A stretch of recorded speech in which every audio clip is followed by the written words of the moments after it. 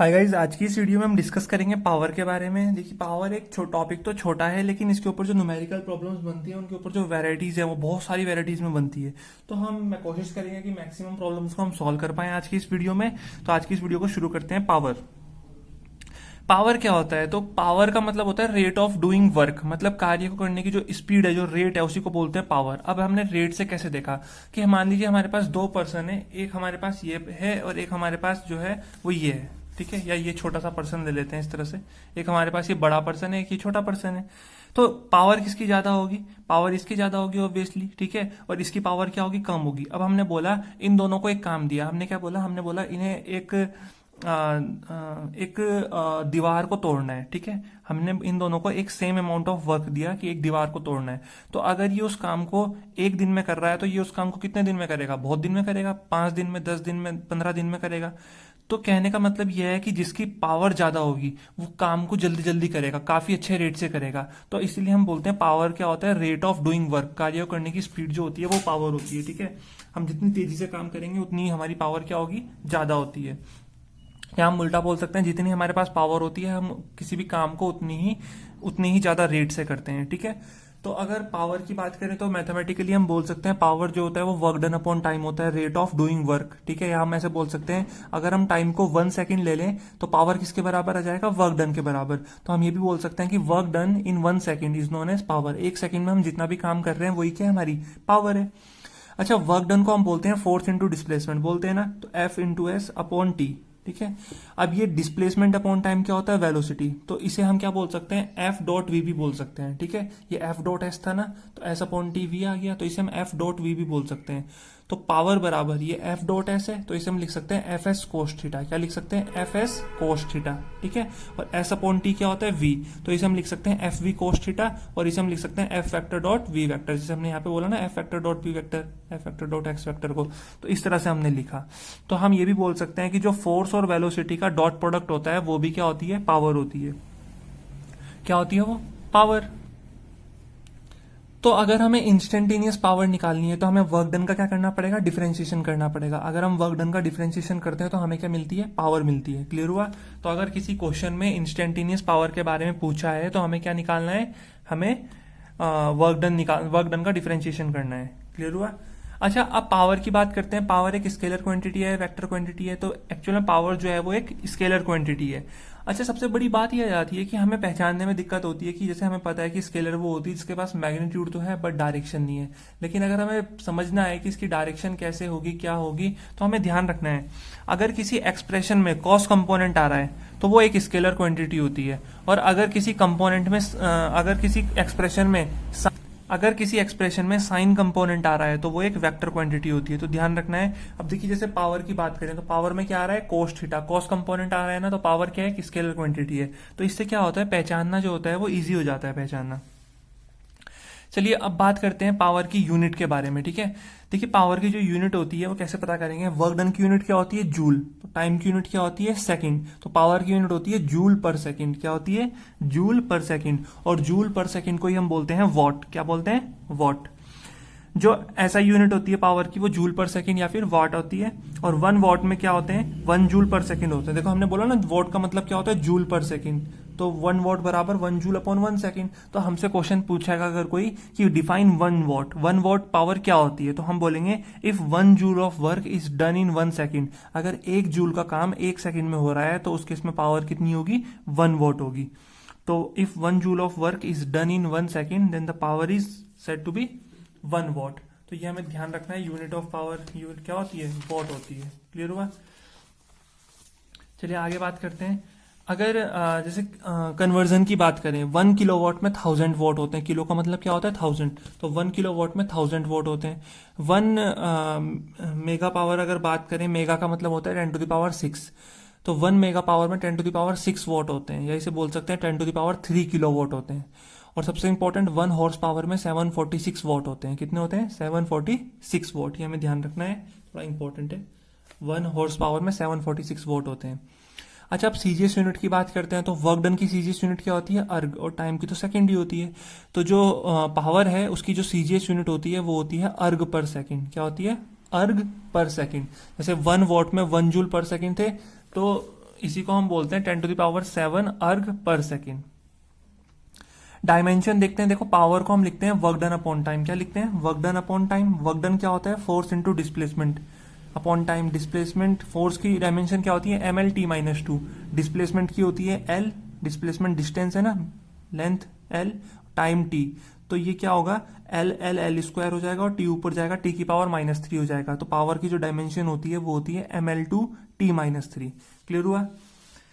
चलिए अब आगे जाके बात करते हैं। देखो जैसे हमने बोला कि पावर जो होता है वो किसके बराबर होते हैं? Work done upon time. तो ध्यान रखना है, अगर हम पावर और टाइम का ग्राफ ड्रॉ करते हैं तो पावर टाइम ग्राफ के अंडर में जो एरिया आता है वो हमें वर्क डन देता है। क्या देता है? Work done. तो ध्यान रखना है, अगर हमें कहीं पावर और टाइम का ग्राफ दे रखा है और हमें क्या निकालना है? हमें वर्क डन निकालना है। तो उस केस में हमें एक चीज ध्यान रखनी है कि जो वर्क डन होता है वो क्या होगा? Area under power time graph. क्या होगा work done? Area under power time graph. तो वर्क डन बराबर integration of P dot D T भी हम कर सकते हैं। अगर हम पी की वैल्यू गिवन है, अगर हम उसका इंटीग्रेशन करें तो हमें वर्क डन मिल जाएगा। हमने बोला ना, हमने क्या बोला कि अगर हम वर्क डन का डिफरेंशिएशन करें तो हमें क्या मिलती है? पावर। ठीक है, तो अगर हम पावर का इंटीग्रेशन कर दें डीपी अपॉन डी टी तो हमें क्या मिल जाएगा? Work done. रिवर्स होता है ना, ये डिफरेंशिएशन का मतलब तोड़ना। वर्क डन को तोड़ा तो पावर मिली, और पावर को जोड़ दो तो फिर से क्या मिलेगा? Work done. क्योंकि इंटीग्रेशन का मतलब क्या होता है? इंटीग्रेट करना, जोड़ना। यहां से अच्छा हमने लीनियर मोशन के बारे में बात करी कि लीनियर मोशन में पावर क्या होता है? Force into velocity. ठीक है, लेकिन अगर सर्कुलर मोशन की बात हुई, रोटेटरी मोशन जिसे हम बोलते हैं, तो पावर बराबर फोर्स इनटू वेलोसिटी। तो पावर बराबर, जब रोटेटरी मोशन की बात होती है, सर्कुलर मोशन की, तो फोर्स जो होता है उसकी जगह क्या आ जाता है? टॉर्क लग जाता है। फोर्स की जगह क्या लग जाता है? टॉर्क। तो फोर्स की जगह हमने टॉर्क रखा और वेलोसिटी की जगह हमारे पास आ गई एंगुलर वेलोसिटी ओमेगा। तो पावर बराबर टॉर्क इंटू ओमेगा। ये डब्ल्यू नहीं है, ये क्या है? ओमेगा है। ठीक है, ओमेगा इस तरह से। तो पावर बराबर टॉर्क, और ओमेगा क्या होती है? एंगुलर वेलोसिटी का मतलब क्या होता है? Rate of change of angular displacement. तो ओमेगा को हमने लिख दिया D theta upon D T. तो पावर का फॉर्मूला आ गया torque dot D theta upon D T. तो इस तरह से भी हमें ध्यान रखना है। ठीक है, रोटेटरी मोशन में हम ये वाला फॉर्मूला लगाएंगे। और सबसे इंपॉर्टेंट कॉन्सेप्ट की area under power time graph gives us the work done. Clear हुआ? तो ये तो हमने बात करी पावर के कॉन्सेप्ट के बारे में। अब हम देखते हैं पावर के ऊपर बेस्ड जो न्यूमेरिकल्स होते हैं हम उनको किस तरह से सॉल्व करेंगे। तो देखो जैसे पहला न्यूमेरिकल हमारे पास गिवन है। पहला न्यूमेरिकल क्या है? देखो ध्यान से समझेंगे कि a man weighing 60 kg climbs up the staircase. एक सीढ़ियां हैं, एक मैन है जिसका वेट है 60 kg, वो एक स्टेयरकेस सीढ़ियां चढ़ रहा है, साथ ही साथ उसके सर पे 20 kg का लोड है। और स्टेयर केस जो है वो टोटल 20 स्टेप्स है और हर एक स्टेप की हाइट कितनी है? 0.2 metre. If he takes 10 second to climb find his power. और उसने उन सारी स्टेयर्स को क्लाइम करने में कितना टाइम लिया? 10 सेकंड का। तो बताओ पावर कितनी होगी? तो सबसे पहले हम क्या करते हैं? मास लिखते हैं। तो टोटल मास कितना हुआ? 60 kg तो उस इंसान का मास है और 20 kg उसके सर पे है, तो टोटल मास हो गया 80 kg।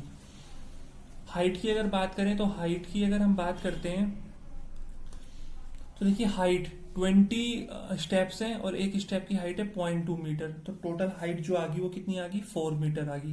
क्लियर हुआ? तो 4 मीटर हाइट उसे क्लाइम करनी है। ग्रेविटी कितनी लग रही होगी? 9.8 मीटर पर सेकेंड स्क्वायर लग रही होगा। और टाइम कितना लगा उसे? 10 सेकेंड। क्लियर हुआ? हमसे पावर पूछ रखी है, तो पावर का फॉर्मूला होता है वर्क डन अपॉन टाइम। तो वर्क डन क्या होता है? Force into displacement. फोर्स आ गया mg, डिस्प्लेसमेंट आ गई हाइट अपॉन टाइम। तो मास है 80, जी है 9.8, हाइट है 4 और टाइम है 10। तो 10 8 जा, ठीक है, इसे सॉल्व करेंगे तो 8 4 जा 32 और 92 इंटू 98 इंटू 32 कितना होता है? 30, ये आएगा 6 3 31 313.6। तो इतने वॉट जो है हमारे पास पावर आ गई। उसकी पावर कितनी होगी मैन की? 313.6 वॉट होगी। तो इस तरह से हम पावर निकाल सकते हैं कि कितना इजी है। अब नेक्स्ट क्वेश्चन देखिए, शुरू में लगेगा टफ है लेकिन होते हैं बहुत इजी हैं अगर हम इन्हें समझ के करें। जैसे क्वेश्चन है, a car of mass 2000 kg is lifted up by a distance of 30 metre by a crane in 1 minute. एक कार है जिसका मास कितना है? 2000 kg है, उसे एक क्रेन जो है वो 30 मीटर की हाइट तक उठा रही है 1 मिनट में। ठीक है, अब क्या हुआ? एक सेकंड क्रेन आई, सेकंड क्रेन ने भी सेम जॉब करी, मतलब उसने भी वो उस कार को 30 मीटर की हाइट तक उठाया लेकिन 2 मिनट में। ठीक है, तो बताना है कि एक क्रेन ने वही काम 1 मिनट में किया, एक ने 2 मिनट में किया। तो दोनों क्रेन ने सेम फ्यूल कंज्यूम किया या अलग अलग अमाउंट ऑफ फ्यूल कंज्यूम किया। मतलब फ्यूल की अगर बात हो रही है तो हम निकालेंगे वर्क डन। वर्क डन अगर सेम किया तो सेम फ्यूल कंज्यूम हुआ होगा, और वर्क डन अगर अलग अलग हुआ तो अलग अलग fuel amount of fuel consume किया होगा। फिर बताना है कि हर एक क्रेन की पावर कितनी होगी। तो पहले तो हम कार के बारे में बात करते हैं। कार की जो मास है वो कितना है, 2000 kg। कितने डिस्टेंस तक उठा रहे हैं, 30 मीटर तक उठा रहे हैं, ठीक है। पहले वाले केस में 60 सेकंड का टाइम लग रहा है और दूसरे वाले केस में 120 सेकंड का टाइम लग रहा है। तो वर्क डन निकालते हैं। तो वर्क डन जो होता है वो फोर्स इनटू डिस्प्लेसमेंट होता है, मतलब mgh। तो कहीं पे भी वर्क डन टाइम पे डिपेंड नहीं कर रहा है। कर रहा है वर्क डन टाइम पे डिपेंड नहीं कर रहा है। तो मास कितना है, तो दोनों केस में मास 2000 kg है। दोनों केस में ग्रेविटी सेम लगेगी और दोनों केस में सेम हाइट तक वो उठा रहा है, ठीक है। तो इसको अगर हम सॉल्व करते हैं तो इसको सॉल्व करेंगे, 3 जीरो यहाँ पे 4 जीरो, तो एक जीरो ये होगी। 98 इंटू 2 कितना होता है, 98 इंटू 6, सॉरी 8 से 48, 588 होता है। तो 5.88 इंटू 10⁵ जूल हम इसको बोल सकते हैं, ठीक है। तो दोनों क्रेन ने सेम अमाउंट ऑफ वर्क किया तो दोनों का सेम पेट्रोल यूज हुआ होगा। एक का पेट्रोल 1 मिनट में जल्दी जल्दी यूज हुआ और एक का 2 मिनट में धीरे धीरे लगा पेट्रोल, लेकिन same amount of fuel use हुआ है। अब बात, जैसे कि हमने बोला कि दोनों क्रेन ने सेम अमाउंट ऑफ वर्क किया है तो दोनों ने सेम अमाउंट ऑफ फ्यूल भी कंज्यूम किया होगा। अब बात करते हैं पावर की। पहले वाले की अगर पावर निकालें तो पहले वाले का वर्क अपॉन टाइम, तो पहले वाले का वर्क है 588 इंटू 10⁵ अपॉन 60 सेकेंड। तो इसे सॉल्व करेंगे तो 6 8 जा 6 9 6 जा 54 होता है ना, ये 954 9800 वोट के आसपास हमारा आंसर आएगा। और अगर हम दूसरी वाली क्रेन की पावर निकालें तो W2 W1 वो same amount of work upon time. तो सेम अमाउंट ऑफ वर्क तो वही है 5.88 इंटू 10⁵ और टाइम कितना लग रहा है 120। तो ये आ जाएगा 4900, डबल है ना तो उसका हाफ हो जाएगा, इतने वॉट। हाँ, तो देखो दोनों क्रेन ने same amount of fuel consume किया लेकिन दोनों की पावर क्या है, अलग अलग है, क्योंकि एक ने वही काम 1 मिनट में किया, एक ने वही काम 2 मिनट में किया। तो इस तरह से हमें ध्यान रखना है पावर के ऊपर बेस्ड न्यूमेरिकल्स किस तरह से किए जाते हैं सॉल्व। अब चलते हैं नेक्स्ट क्वेश्चन की तरफ। नेक्स्ट क्वेश्चन क्या बोल रहा है हमें देखते हैं। नेक्स्ट क्वेश्चन बोल रहा है कि an elevator which carry a maximum load of 1800 kg। मतलब एलिवेटर है जो मैक्सिमम लोड कितना उठा सकता है, 1800 kg, पैसेंजर प्लस खुद का, is moving up with a constant speed of 2 metre per second. 2 metre per second की स्पीड से, कांस्टेंट स्पीड से मूव कर रहा है। और फ्रिक्शन फोर्स जो लग रहा है वो लग रहा है 4000 न्यूटन का, इतना स्ट्रॉन्ग फ्रिक्शन फोर्स लग रहा है। तो बताना है determine the minimum power delivered by the motor in watt as well as in horse power. तो जो मोटर है उसे उस एलिवेटर को कितनी पावर डिलीवर करनी पड़ेगी, तो पावर पूछ रहा है। तो सबसे पहले अगर बात करें कि उस एलिवेटर पे नीचे की तरफ कितना फोर्स लग रहा है, तो डाउनवर्ड फोर्स की अगर बात करें, डाउनवर्ड फोर्स ऑन एलिवेटर, ठीक है, ऑन एलिवेटर, तो डाउनवर्ड फोर्स क्या लग रहा होगा, एक तो उस एलिवेटर का वेट एक्ट कर रहा होगा नीचे की तरफ, ठीक है, और दूसरा फ्रिक्शन फोर्स एक्ट कर रहा होगा। फ्रिक्शन फोर्स एक्ट कर रहा होगा, उसका वेट कितना एक्ट कर रहा होगा, 1800 मास है,